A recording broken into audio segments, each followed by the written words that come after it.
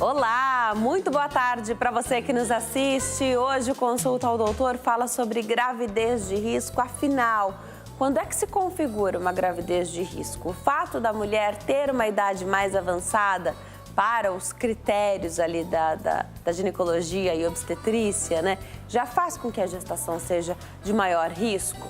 Uma gestação gemelar é por si só uma gestação de risco? Tem graduação de risco entre as gestações de risco? Então aproveita a oportunidade, ligue para cá, faça a sua pergunta, a gente vai entender o que é um pré-natal bem assistido numa gestação comum e numa gestação onde envolve um maior risco. E que riscos são esses?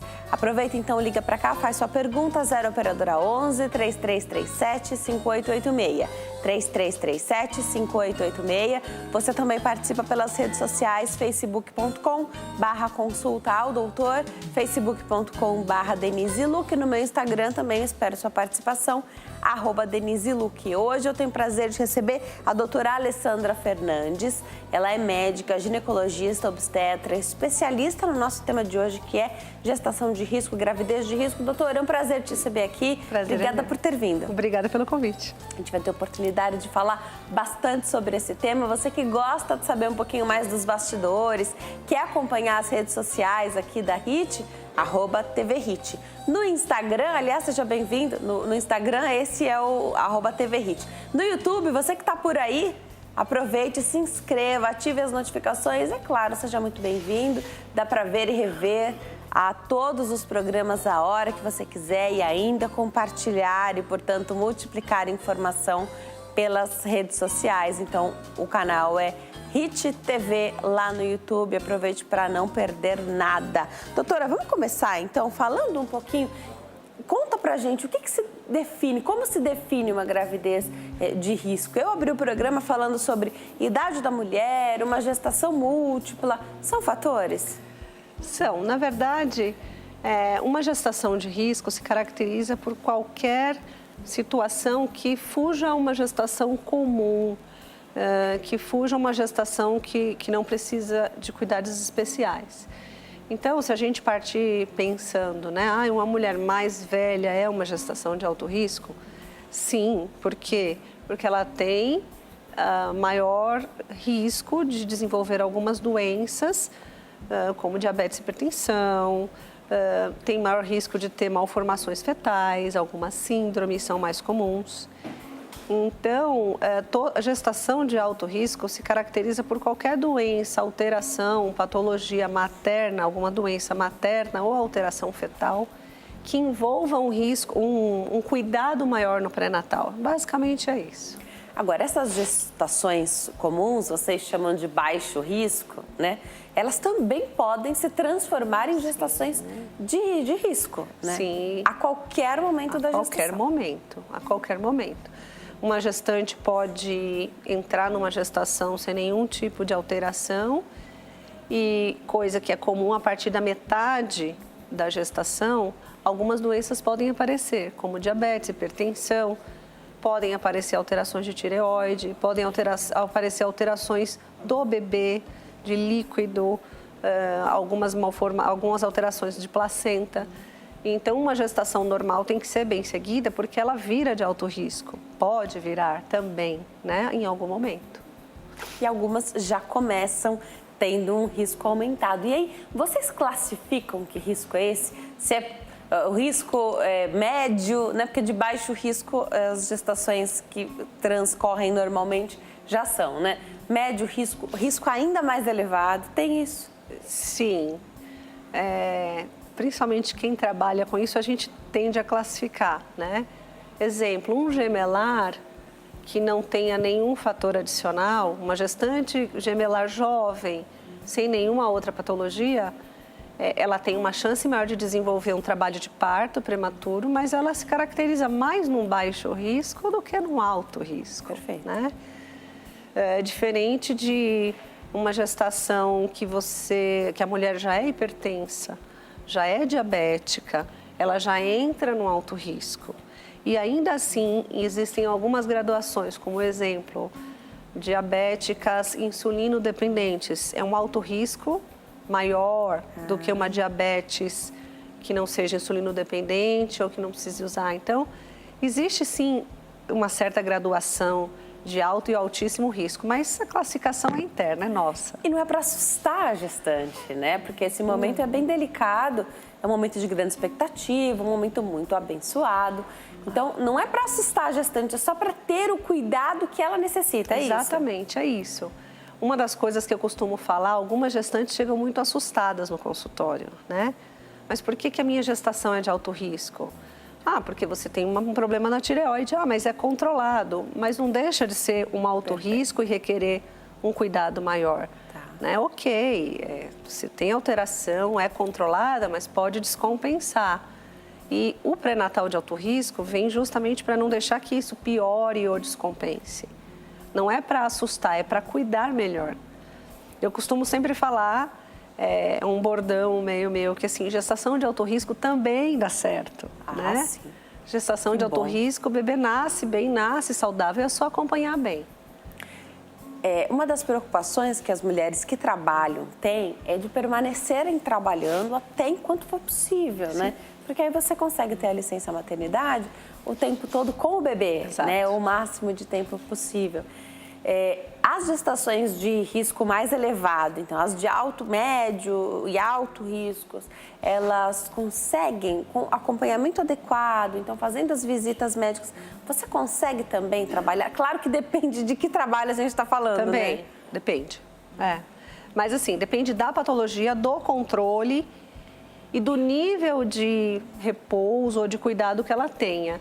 Uma gestante hipertensa, mesmo que seja hipertensa crônica, que use medicação, se ela estiver bem controlada, se ela estiver usando medicações adequadas e o controle de pressão estiver bom, ela pode trabalhar até o dia do bebê nascer, né?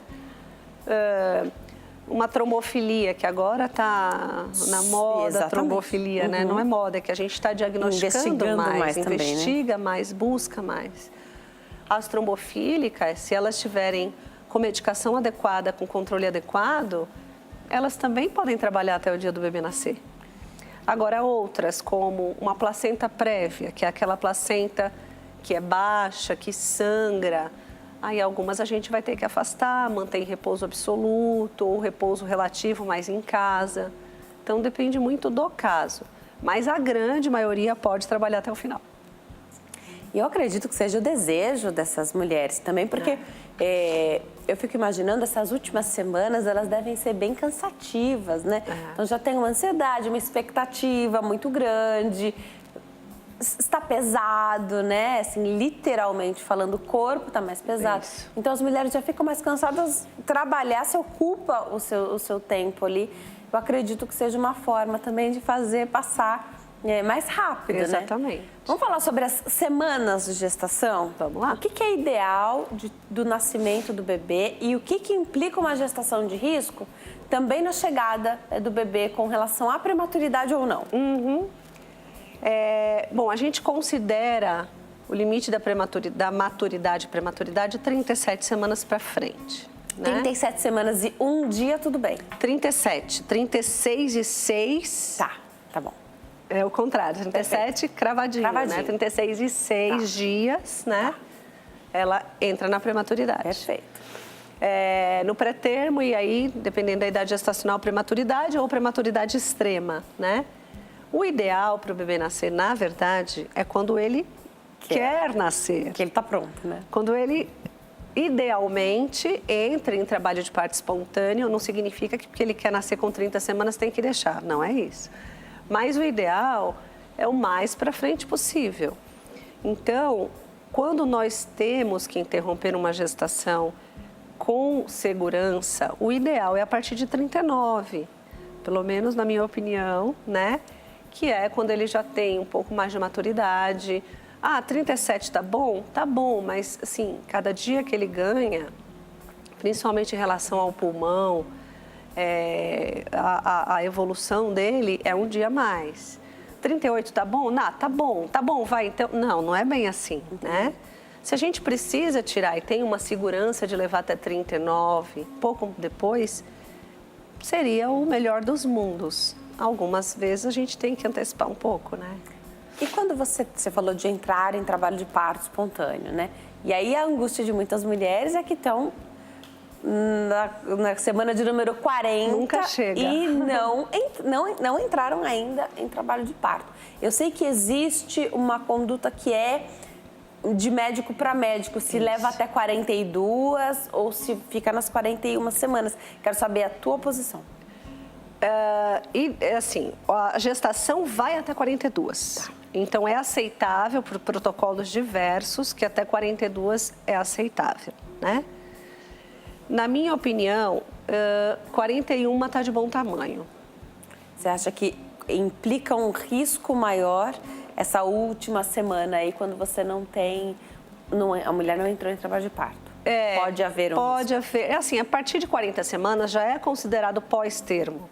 Ah, tá bom. Então, a partir das 40 semanas, a gente já costuma fazer exame do coraçãozinho do bebê, que chama cardiotocografia, a cada 2 dias. A cada 2 dias? A cada 2 dias, a partir das 40. Alguns começam com 39. Depende do que Eu estou falando aqui numa gestação normal, desconsiderando o alto risco, porque aí a conduta muda caso a caso, né? Mas uma gestação tranquila. A partir de 39, alguns médicos já pedem para fazer cardiotocografia a cada 2, 3 dias. Idealmente, por protocolo, a partir de 40, a gente tem essa conduta sempre, né?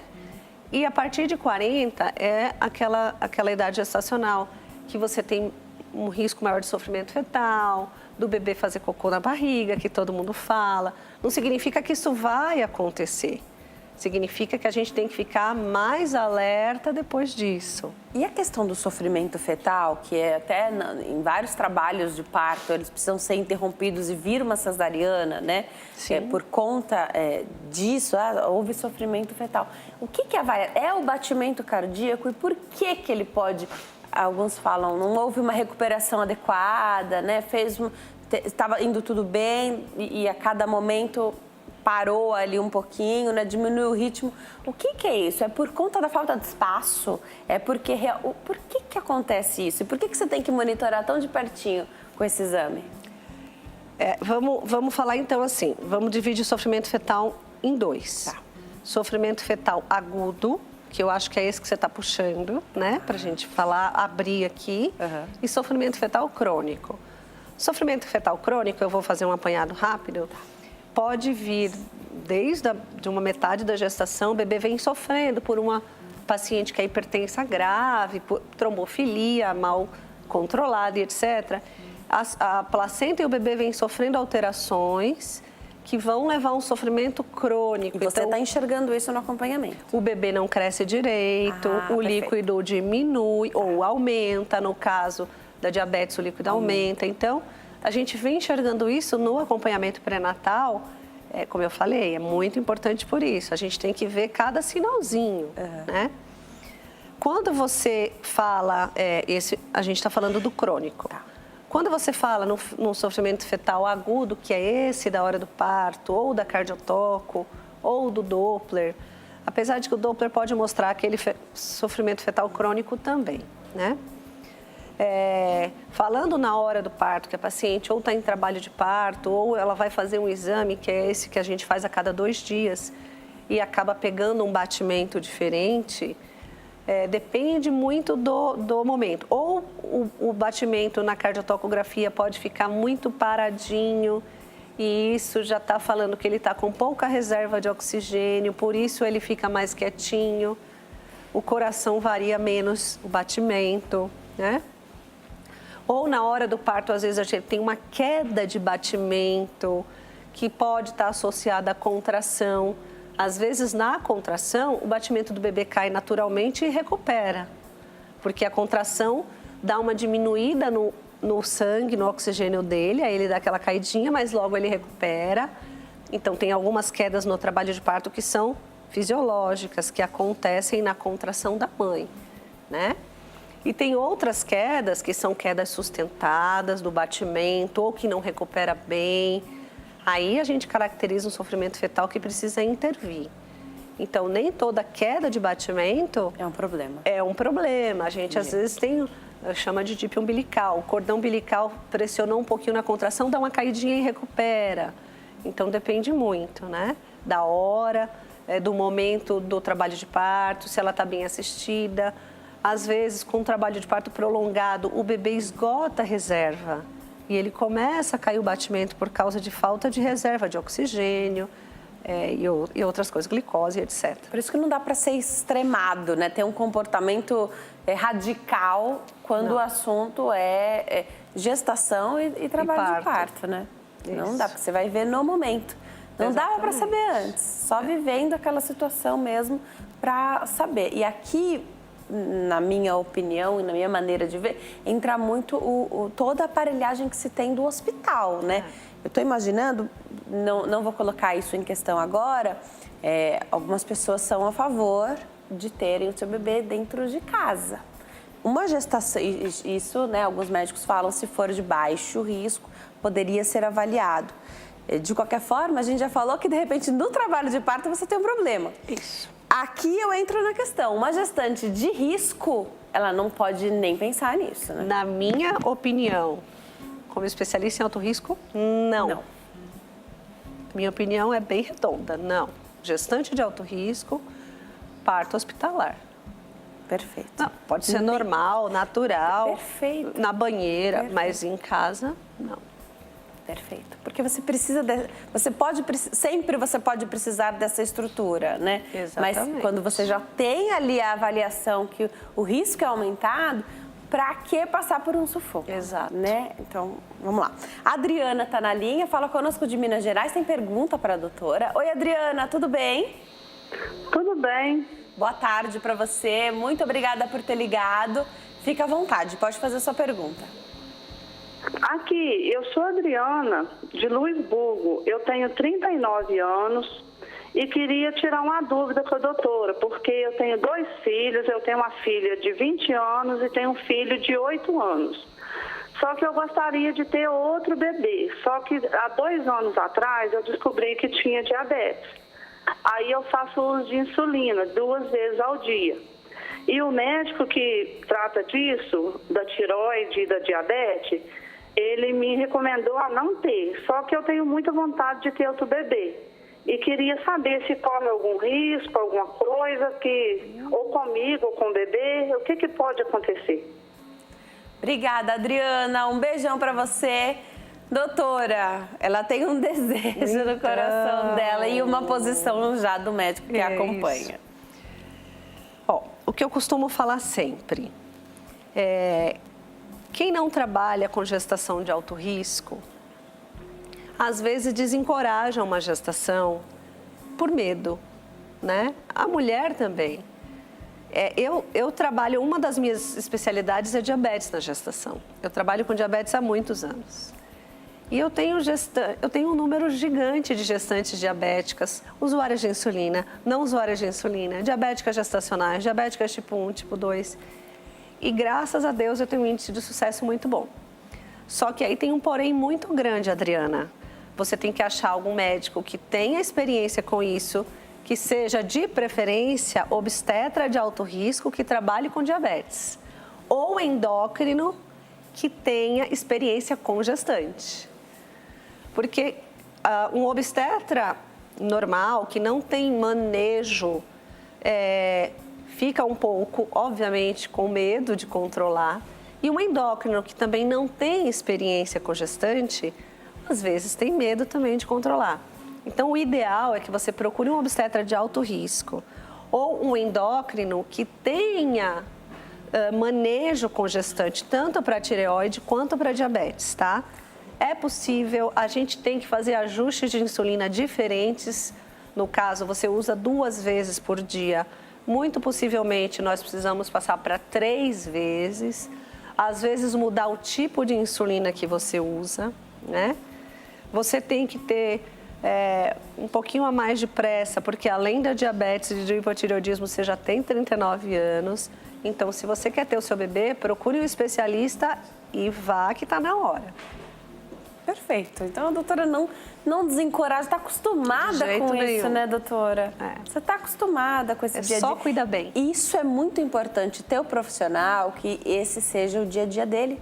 Se você já sabe que você vai precisar e está no rol ali do risco aumentado, né? E além do profissional, você precisa, a gestante, né, ou a futura gestante, tem que estar disposta. Você falou de mudanças aí, que são mudanças na rotina, no dia a dia, por 40, 41 semanas, né? E na diabetes, falando especificamente para a Adriana, na gestação tudo muda. Muda a forma de você usar a insulina, muda absolutamente a sua dieta, né? E eu preciso de uma dedicação enorme da gestante. Porque senão o bebê tem restrição de crescimento? Não, às vezes ele tem um aumento de líquido e um aumento de peso, mas não é bom isso, isso é ruim, na verdade, né? Podem ter alterações placentárias. Então, a gestante tem que trabalhar junto comigo na diabetes, senão eu não consigo controlar. É muito rígido, muito rígido. E a gestante, né? Claro que isso não é nem de longe uma grande preocupação, mas as mulheres têm essa preocupação também. É possível uma diabética ter o seu bebê, então, no peso adequado e ela também não ultrapassar o peso limite da gestação? Esse é um ponto importantíssimo. Porque quando toda diabética que chega para mim no consultório, às vezes, infelizmente, muito tarde, né? Adiantado já nas semanas da gestação. Exatamente, com uma gestação muito evoluída. Quanto mais tarde diagnostica e quanto mais tarde chega para um especialista cuidar, mais difícil fica. Quando uma gestante chega para mim e já é diabética, a primeira consulta primeiro que a gente conversa, né, 40, 50 minutos sobre tudo que pode acontecer, porque, obviamente, é uma gestação de risco, né? A gente conversa dessa cumplicidade que eu preciso ter dela, porque sozinha eu não consigo fazer absolutamente nada. Ela já sai do consultório com uma dieta e ela tem que ser muito restritiva na dieta, né? Um restritivo que, obviamente, é adequado para a gestante. Então, você falou que é diferente da dieta que ela tinha sem estar grávida, mas segue sendo restritiva para uma dieta normal. Aliás, gestantes costumam, as gestantes de baixo risco, costumam exagerar na alimentação. E aí, né? às vezes, vira um alto risco, por isso. No meio do caminho. Então, algumas diabéticas, principalmente do tipo 2, que são mais cheinhas, mais gordinhas, às vezes com a dieta elas tendem a perder peso. E os bebês nascem maravilhosos. Então, a diabética também pode perder peso? Pode. No pré-natal, algumas diabéticas, às vezes elas entram... E o bebê crescendo para você tá ótimo. Cresce normal. Ela pode perder peso. É assim, quando a gente dá uma dieta, é uma dieta adequada em caloria e nutriente. Mesmo que ela perca peso, ela está perdendo peso com uma dieta absolutamente adequada para ela e para o bebê. Então, isso não é um problema. Perfeito, é que o bebê está consumindo essa energia ali, né?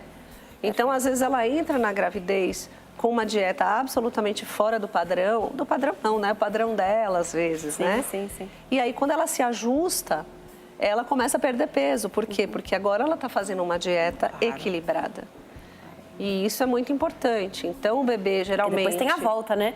A gestante diabética, ela depois vai permanecer diabética. Exatamente. E ela precisa voltar ao eixo dela ali, né? E tem uma coisa importante. Às vezes, com a dieta, e ela perde até peso na gravidez, quando principalmente as mais obesas, que entram numa gravidez já diabéticas, né? Até porque a obesidade também traz esse risco. Elas começam a perder peso, às vezes a gente tem que baixar a insulina. Perfeito. Então, é muito bom. Agora, tem que ser tudo dentro de uma dieta equilibrada. Não pode fazer dieta de internet, não pode fazer... isso que eu estou falando aqui é muito sério. Você tem que seguir com uma nutricionista ou com alguém que tenha experiência nessa área, né? É assim que a gente faz lá. Perfeito. Eu vou me preparar para dar um recado. Enquanto eu chego até lá, queria que você explicasse um pouquinho para a gente.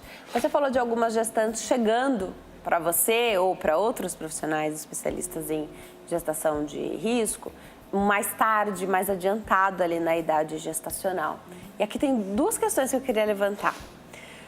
Tem no Brasil especialista para todo mundo da gestação de alto risco? Isso pode ser um problema também de encontrar, e ainda que, veja bem, o Brasil é enorme, né? De repente você não tem um especialista, mas você tem um obstetra que ele tem a experiência com a gestante de alto risco. Se isso faz diferença e às vezes já demora para gestantes normais, comuns, né, com gestações de baixo risco, encontrarem o seu obstetra, porque não é só encontrar o profissional. Tem que ter ali né, aquela troca bacana, né, profissional que te entende. É claro que ele tem um conhecimento científico, mas tem que haver essa cumplicidade também e essa confiança, né, médico-paciente. Às vezes é um profissional excelente. Você olha o currículo dele e você acha que ele é o melhor do mundo, mas com você não deu certo. Mas não foi, né? Explica um pouquinho pra gente sobre isso também. Tá. Então, é difícil profissionais que tenham experiência em gestação ampla de alto risco, né? E tem algumas localidades, obviamente, que até por causa porque é o interior, é uma localidade menor, é mais difícil de achar. O ideal é que você encontre um obstetra de alto risco, principalmente se ele tiver experiência na sua doença, na sua patologia, ou um obstetra que, se você não tiver de baixo risco, que te acompanhe e que te encaminhe para alguém avaliar. O ideal é que você tenha tudo junto. Mas, se você está numa cidade que não tem obstetra de alto risco, ou se ele não tem experiência na sua doença, que é uma diabetes, ele pode te encaminhar para o endócrino. E, de preferência, o endócrino tem que ter foi o que eu falei, né, anteriormente, tem que ter também experiência com gestante. Então, ou um obstetra de alto risco ou um obstetra de baixo risco, se não houver, que tenha alguém, um cardiologista que acompanhe sua hipertensão. Não é o ideal. É o ideal que o seu obstetra faça tudo, mas em algumas situações a gente pode ter esse caso. Vamos para o intervalo, é bem rapidinho, em 3 minutos nós estaremos de volta. Até já!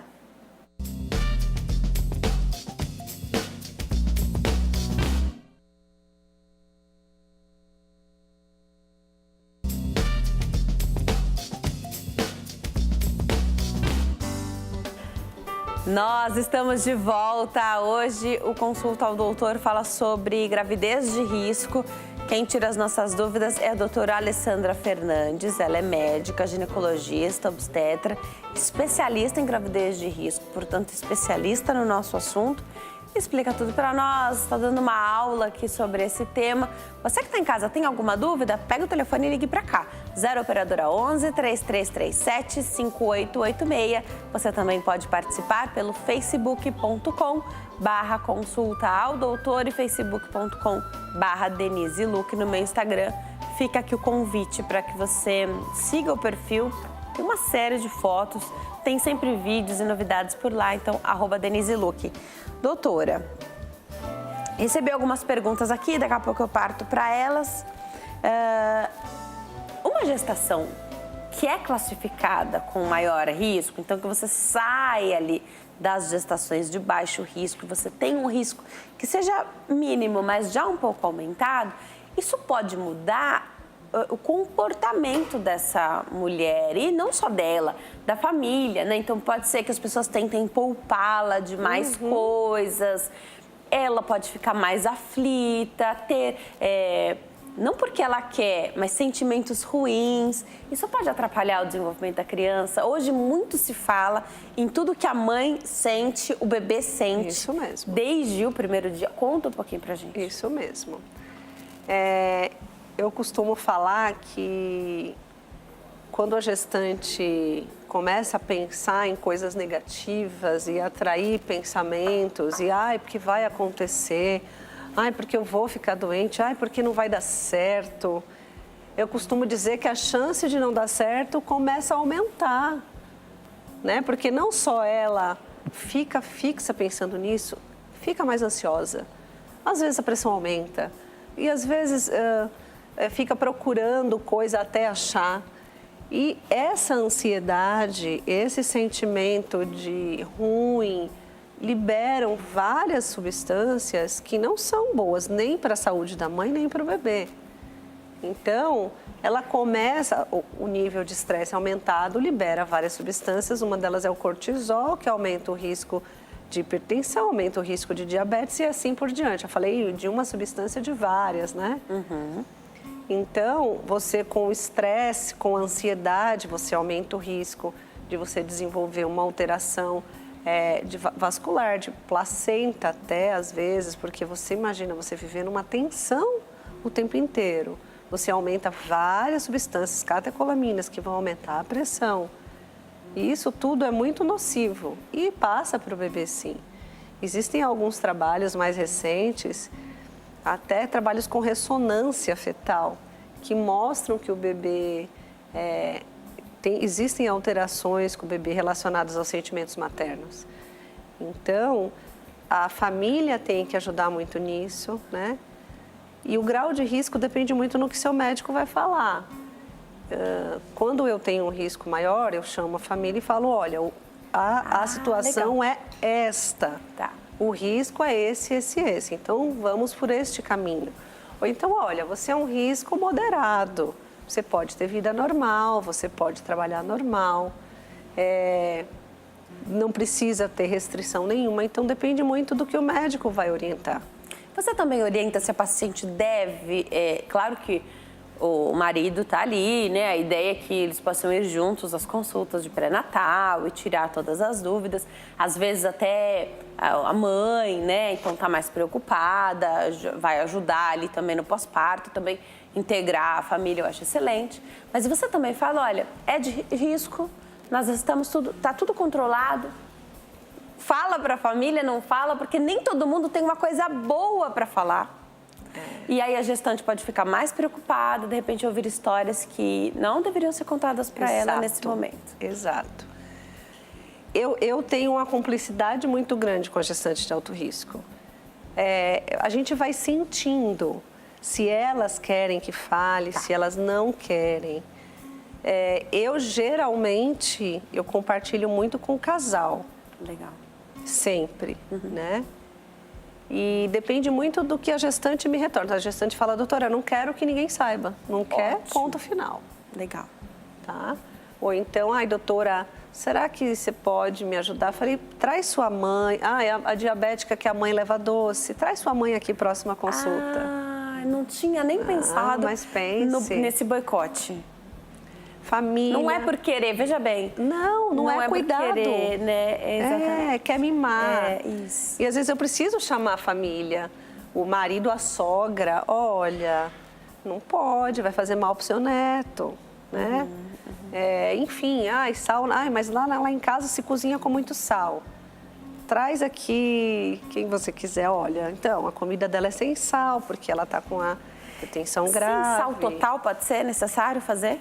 Na verdade, a gente tem uns truques de fazer a pitadinha de sal, né? Tem a tampinha da caneta Bic, tem aquele saquinho de sal de restaurante, mas de preferência, no prato pronto, você... Aliás, essa é até uma estratégia das gestantes que estão engordando demais, de repente, né? Também. Exatamente. Retém muito líquido. Tá, então, às vezes, a gente... Observar isso, né? Quem vai preparar essa comida? Você tem que deixar essa pessoa saber. Exato. Às vezes é o marido. Chama o marido aqui.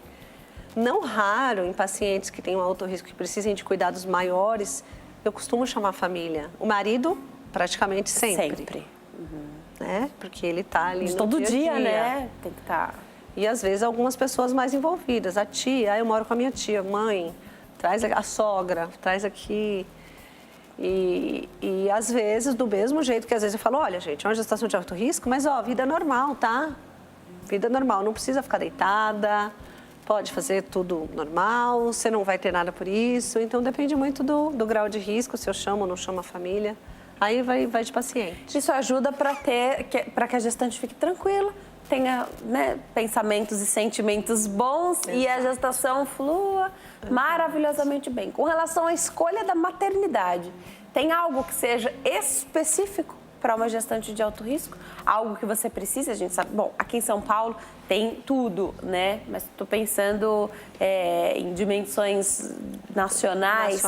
Conta um pouquinho para a gente. Pode ser que precise de UTI adulto? Sim. Fala um pouquinho para a gente. Mais uma vez, a gente fala da graduação do risco, né? Legal.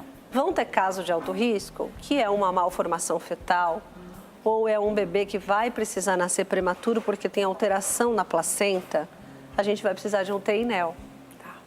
Então, a gente vai precisar de um suporte neonatal para o bebê.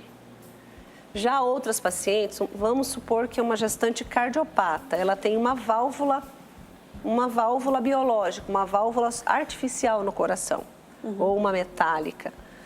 A gente vai precisar anticoagulá-la até o dia do parto e a gente vai precisar o suporte de uma UTI adulto para ela.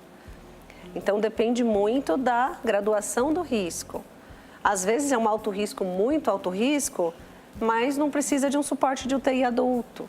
Claro. Ou, às vezes, é uma gestação que não seja tão de alto risco, é um médio risco, mas que a gente vai precisar de um suporte neonatal. Então, a gente tem que estar bem alinhado com o obstetra, com o médico e a paciente para a gente ver onde que vai ser melhor ele nascer.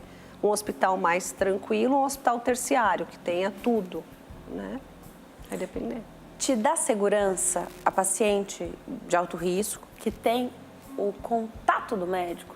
Então, se ela tiver uma questão, ela está viajando, ela tem ali uma dúvida, houve um sangramento, uma dor, contar para você e aí você faz essa triagem, se ela vai para o hospital mais próximo da casa dela, se você vai encontrá-la lá. Porque eu acho que ter o contato do obstetra é fundamental até para gestantes de baixo risco. Infelizmente, isso não é realidade para todas as mulheres. Mas eu acredito que isso não traz só segurança para a gestante, traz segurança para o médico. Para o médico também, né? A gestação de alto risco, ela tem que ser acompanhada de perto. O que acontece hoje que limita muito, como você falou, nem todos conseguem, né? Tem pacientes que não têm convênio, que fazem alto risco no SUS. Sim. Ou tem outras que têm convênio, que fazem alto risco com o médico do convênio, que não costuma passar o contato. Por isso, até alguns convênios atualmente têm um programa de gestantes, onde ela pode entrar, né? Vários convênios têm aquele programinha da mamãe, né? Que tem vários nomes aqui. Então, a gestante tem esse canal, já que ela às vezes não consegue o contato dele, que acaba sendo um porto seguro para ela. Agora, o ideal dos mundos é que você tenha o contato do seu médico de alto risco e aí sim ele te oriente. A gente tem um telefone em comum lá no consultório, que somos 2 médicas atendendo. A gente tem um telefone em comum porque, assim, às vezes eu estou o dia inteiro operando. Perfeito. E não consigo atender. Então, a gente tem um telefone comum que chega, a nossa secretária nos acha e daí a gente, quando precisa, hoje, manda ela para o pronto-socorro. Então, não, é tranquilo, ela passa amanhã ou passa daqui uma semana. Né? Esse suporte é fundamental. Na dúvida, não tem contato, vai no pronto-socorro. E o ideal é que ela chegue já falando do que ela sabe dela, né? Da gestação dela. E nem tudo é tão fácil da gente lembrar, né? No momento ali que você está com uma situação difícil e está numa gestação de risco. Eu não sei se todo mundo oferece, alguns médicos até tem, como se fosse uma carteirinha, um lugar onde você reúne todas as informações, você conta se a gestante toma anticoagulante, se ela tem a questão da trombofilia. Você acha importante, mesmo que o médico que não ofereça isso para o paciente, que ela peça para que e andar na carteira, né? Andar junto com ela. Eu brinco, eu brinco com a gestante, eu falei, olha, ai doutora, eu troquei de bolsa. Eu falei, amor, esse cartãozinho do pré-natal é para você andar dentro do sutiã. Coladinho no corpo. Porque se ela passa mal na rua, às vezes ela passa mal e desmaia. É verdade. Ela não sabe nem falar o que ela tem, porque ela está inconsciente. Ela chega no hospital inconsciente. Então, o cartão do pré-natal, primeiro que deveria ser absolutamente obrigatório para todas, né?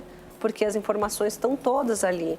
Todas as suas consultas, os seus exames, as alterações de exame, se você usa medicação ou não, os seus exames de ultrassom, a idade gestacional, se você tem alguma doença. Alergia, né? Alergia, tipo de sangue, Deus me livre, sofre um acidente, sangra, chega no hospital, tem ali o tipo de sangue para transfusão. Obviamente que no hospital vai fazer, mas se a urgência, tá ali, né? toma anticoagulante, chega no hospital, ou então é uma diabética tipo 1 que teve uma hipoglicemia e desmaiou, né? Ou é uma diabética grave que teve uma hiperglicemia. Às vezes ela chega no hospital, não sabem que ela é diabética, fazem o quê? Glicose na veia, pioram. Então, no cartãozinho tá ali, diabética, usa insulina tanto. Então, o cartão gente, pelo amor de Deus, peçam. Cartão é obrigatório. Tem que ter, a gente tem que andar com ele aqui dentro do sutiã. Toda gestante. É super importante. Também acredito. Porque você poupa, né? Você poupa ali de algo ser feito na melhor das intenções, mas piorar um cenário ou perder um tempo buscando uma informação, né?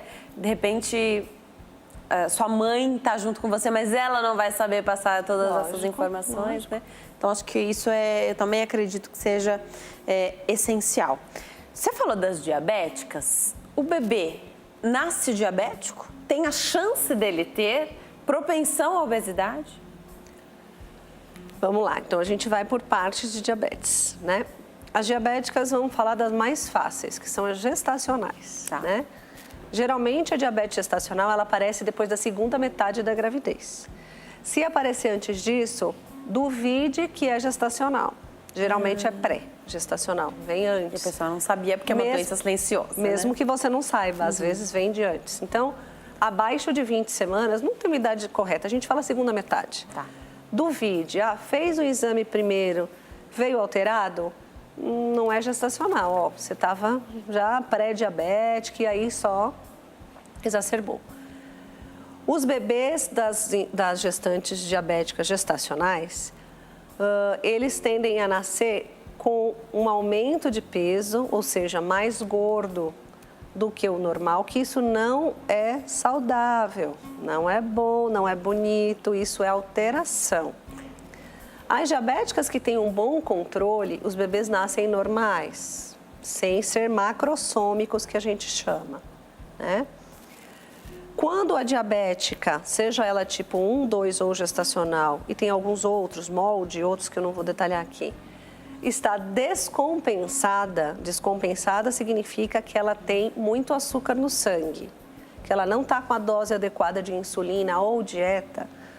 Os bebês, na hora que corta o cordão umbilical, eles tendem a cair a glicose, porque você imagina que a mãe está passando muito açúcar para o bebê.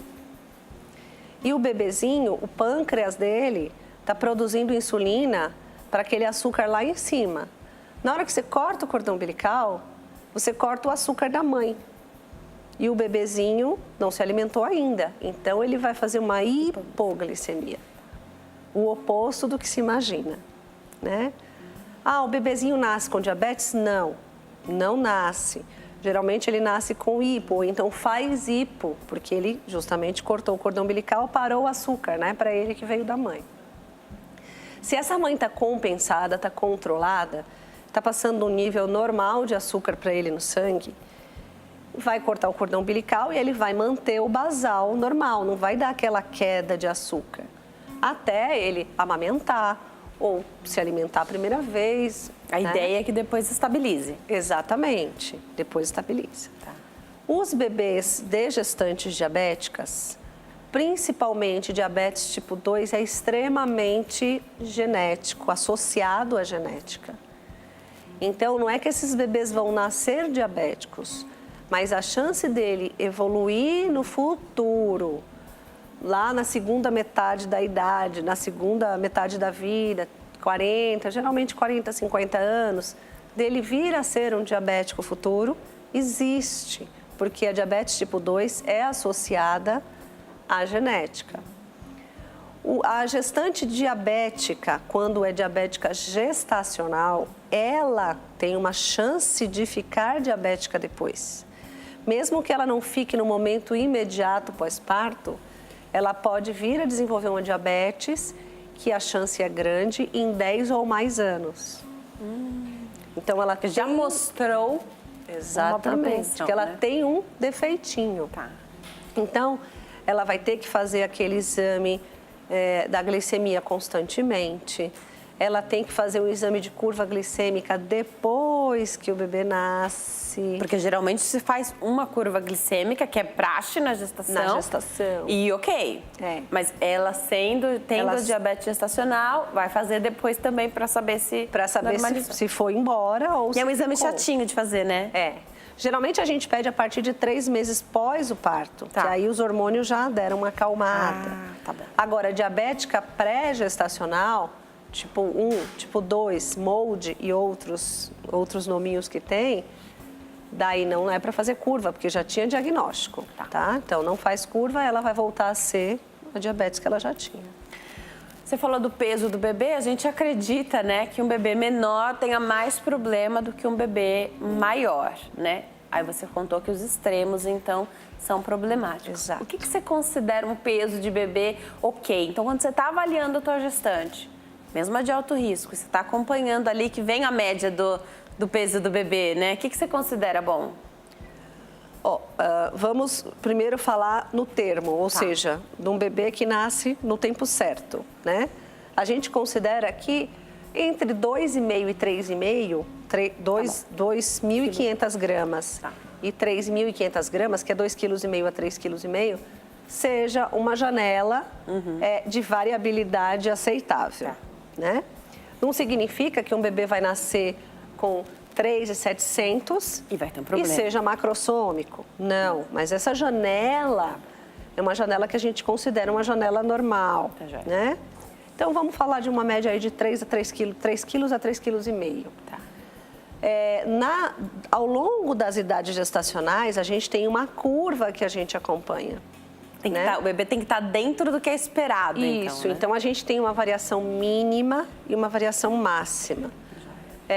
Vou dar um exemplo aleatório. Com 30 semanas, ele pode pesar entre o percentil 10 e o percentil 90.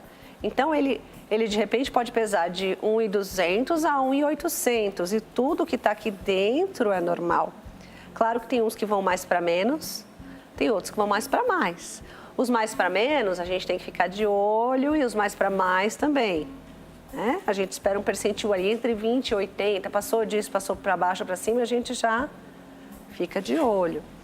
Então, depende muito dessa janela, dessa curva de crescimento fetal que a gente tem.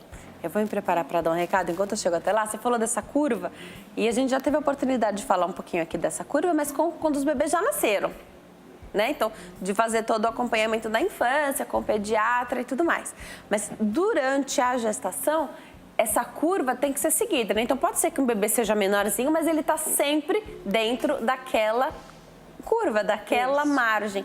É isso que você espera? Então, de repente, a gestação começa, uau, o bebê está no percentil 90, que você contou pra gente. E aí, depois ele vai caminhando, tá crescendo menos, mudou a curva. Isso é que é um problema? Conta um pouquinho pra gente enquanto eu chego até lá. Ok. Bom, é assim, então. A gente tem uma curva que a gente acompanha, tem curva de Alexander, tem alguns outros, né, que a gente acompanha o crescimento do bebê. Se você inicialmente faz um acompanhamento, você vê que o bebê está no percentil, vamos falar percentil 50, e ele se mantém ao longo da gestação, a gente vai fazendo ultrassom e vai acompanhando. Não significa que precise fazer ultrassom todo mês, todo dia, toda hora. A gente tem uma sequência de ultrassons que a gente acompanha.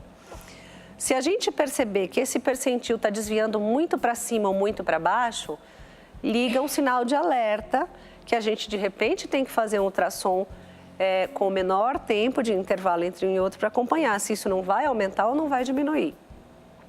Tem outros casos que pais grandes, pai e mãe grande, você vê que o primeiro ultrassom que fez morfológico lá com 13 semanas deu um percentil 90. Isso aconteceu comigo, com o meu filho. Era percentil 90 e ele é percentil 90 até hoje com 9 anos. Ele não era diabetes, ele era desde o comecinho, percentil 90, 80, 90, 80 e foi normal. Como tem outro casal, de uma amiga minha, que eles dois são pequenos, ela evoluiu num percentil 25, 30 a gestação inteira. Agora, se você começa no percentil 90 e vai para um 20, a gente tem que acompanhar para ver se isso não é uma restrição de crescimento. Então, tudo vai dependendo do acompanhamento médico, de ficar nessa curvinha aí que a gente vai acompanhando do crescimento do bebê. Vamos fazer o seguinte, vou pro intervalo, no próximo bloco tem mais bate-papo. Até já!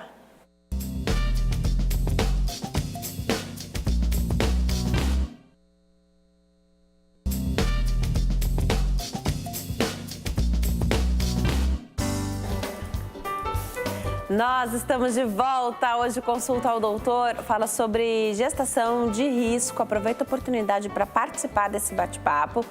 Antes de voltar para a entrevista, eu vou convidar a dona Eliana para nos dar uma super dica do Shopping do Povo.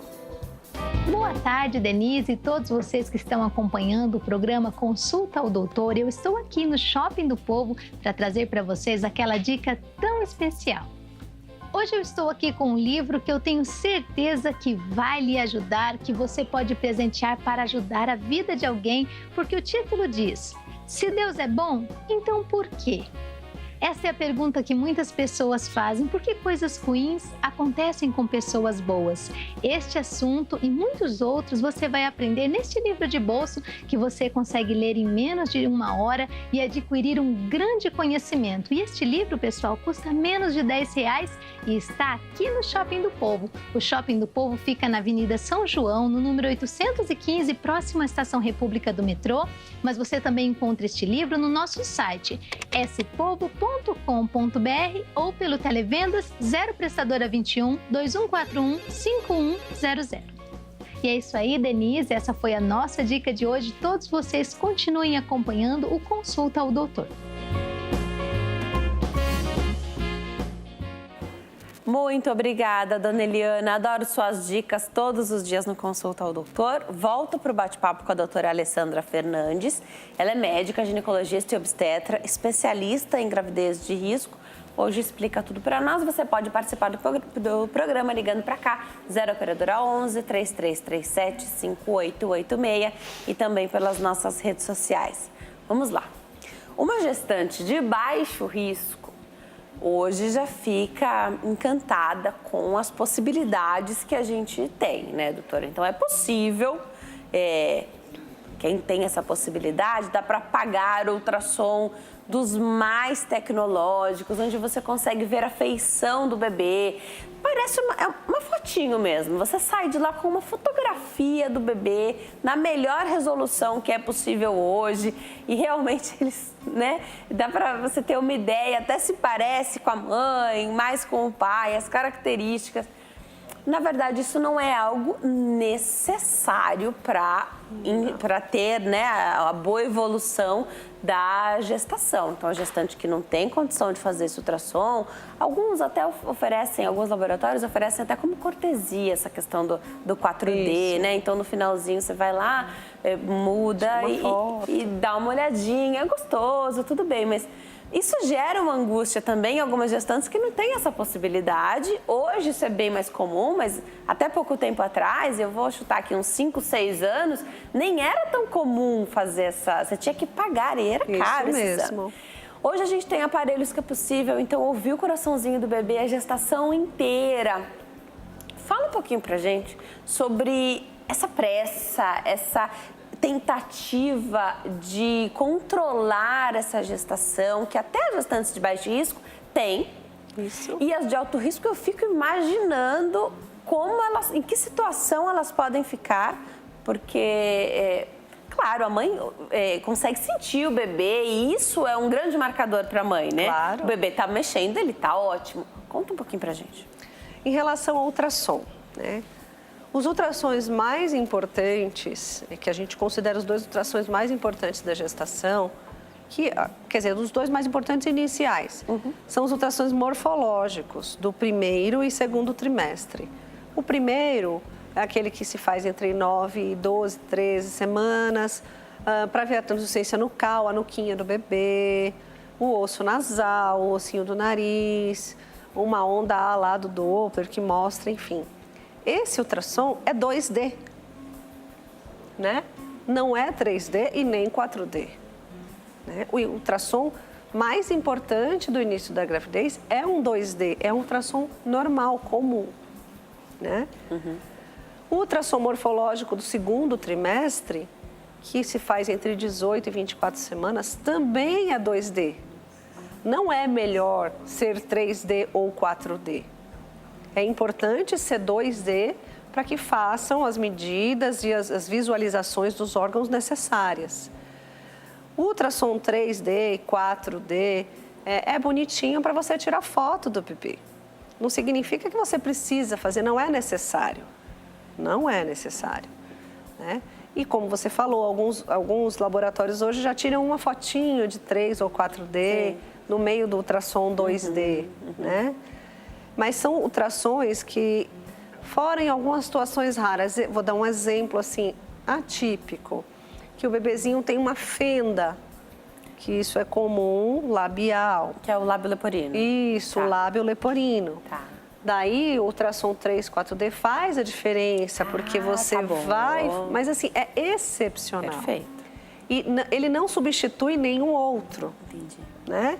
Eu dei um exemplo, 1 milhão que a gente tem. Então, não é necessário, você não precisa pagar, porque você vai vender seu carro para pagar. De jeito Tem gente nenhum. que quer, nossa, faz tudo para pagar. Não é necessário, Sim. tá? Os ultrassons 2D, com Doppler principalmente, são ultrassons bons, necessários, que não pedem nenhum outro ultrassom de fotinho. É ótimo, é uma delícia. E em relação ao aparelhinho, algumas gestantes compram esse aparelhinho de ouvir o bebê. E olha que já é uma época em que é um investimento atrás do outro que tem que fazer. Então, é um novo morador daquela casa e vai precisar de um berço, estruturas básicas. E isso tudo vai dinheiro, né? Com certeza.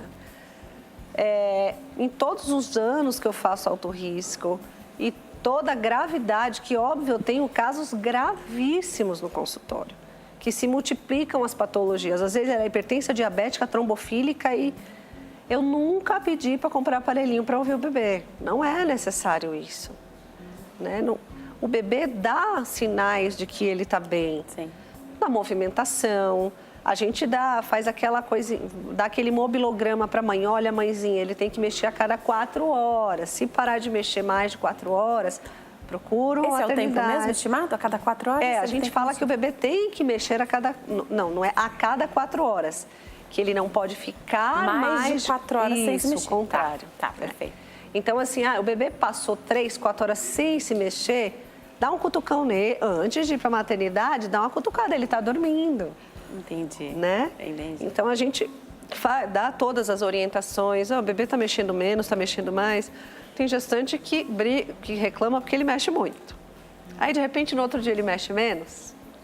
E aí ela reclama também. É normal, o bebê está mexendo, é sinal de que ele está bem.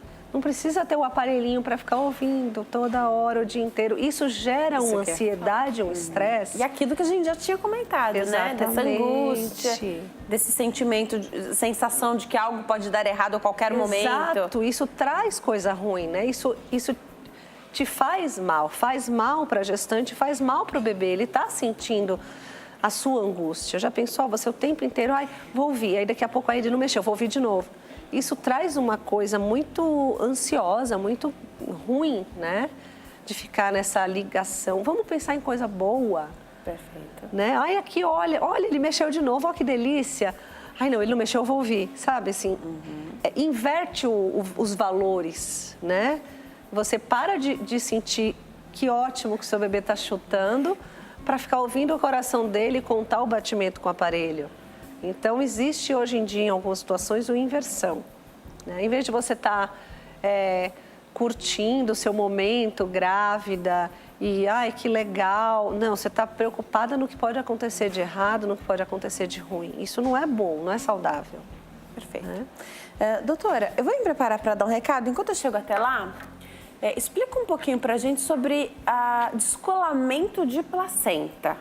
Em que momento isso pode acontecer e se isso faz com que a gestante precise, de fato, ficar de repouso absoluto? Porque a gente consegue imaginar, até pela questão da gravidade, você pensar num descolamento, né? Vai descer, né? Conta um pouquinho para a gente enquanto eu chego até lá, por favor. Então, no início da gestação, a gente não considera descolamento de placenta. Até 12 semanas, a placenta está em formação. Então, nós consideramos e chamamos de descolamento ovular. O saco gestacional pode ter descolado ou perdeu algum contato em relação ao útero e pode formar um hematoma. Quanto mais precoce é isso, maior o risco até de abortamento, e depende do tamanho do hematoma e do descolamento. A gestante vai evoluir, se for no começo, com repouso, evitar exercícios físicos, às vezes nós precisamos afastá-la do trabalho, evitar relação sexual, evitar grandes esforços. Então, em algumas situações, a gente pede até para ela fazer repouso absoluto, mas em situações extremas. Com o descolamento ovular, ela pode evoluir para um abortamento ou pode colar de novo, que não é bem assim que acontece, mas a gente acaba chamando assim, e ela evolui numa gestação normal e deixa de ser um alto risco. Existe outra situação em que a placenta pode descolar e formar um hematoma e permanecer aquele hematominha ali sem te causar nada. E a gestante tem alguns cuidados maiores de repouso, restrições. E existe o descolamento de placenta propriamente dita, que esse acontece mais tardiamente na gravidez e é uma situação grave, porque quando a placenta descola, e isso geralmente é um fato agudo, a gestante começa a perder sangue por aquele descolamento placentário e a placenta vai aumentando o descolamento e pode evoluir com uma gestação gravíssima e até perda fetal. Então, o descolamento de placenta no final da gravidez é muito grave e é uma situação de urgência. Ô, doutora, o que você diria, enquanto eu chego até aí de volta, para as telespectadoras que estão nos assistindo agora, são gestantes de alto risco, estão aflitas, estão nervosas, às vezes ainda não encontraram o obstetra, não sabem ainda quem fará o parto, às vezes vão ser atendidos num plantão de hospital, que isso também é bastante comum. Explica um pouquinho para a gente, conta um pouquinho para elas, tranquilize essas gestantes, se dá para tranquilizar, porque na verdade você precisa de uma mãe que esteja colaborando com tudo com você, né? Exatamente.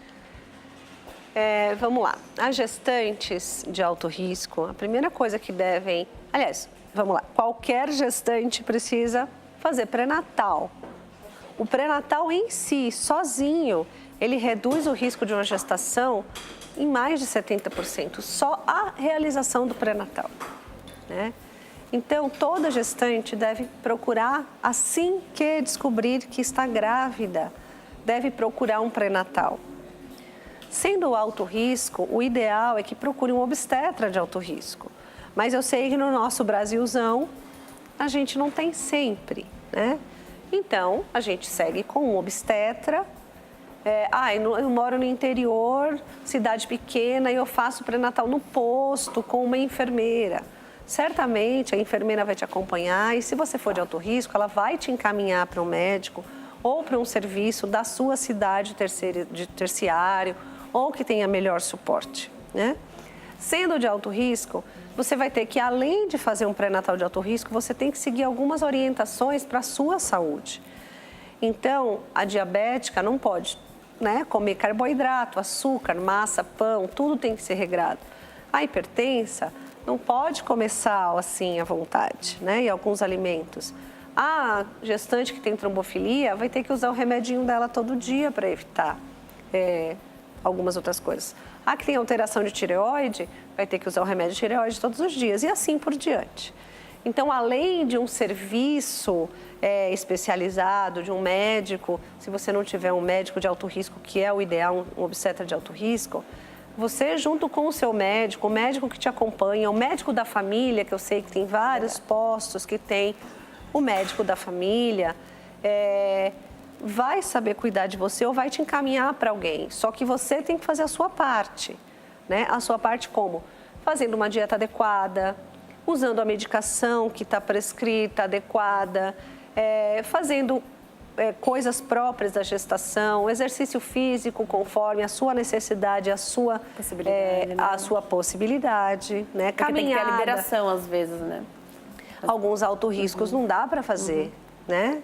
Atividade física. Já tem outros que a gente orienta que faça. Estando bem acompanhada é a chave de tudo, né? Porque não tem Exatamente. receita de bolo. Às vezes você está me assistindo e é uma gestante de risco e para você a conduta vai ser diferente. Doutora, eu preciso encerrar o programa. Eu vou passar os contatos e a doutora vai voltar, viu? Adorei esse bate-papo. Volta, Obrigada. viu, doutora? Com certeza. 0 operadora 11 3589 9001 e 991220973. Tem também o site www.clinicaporelas.com.br. Volte outras vezes, esse assunto é fascinante e eu entendo que as pessoas precisam entender mais sobre essa questão. Obrigada. Com certeza. Viu? Obrigada a você pelo convite, mais uma vez. Bom fim de tarde, adorei te receber aqui. Obrigada. Obrigada a você que escolhe assistir a Consulta ao Doutor. Fiquem com Deus, te vejo amanhã. Tchau.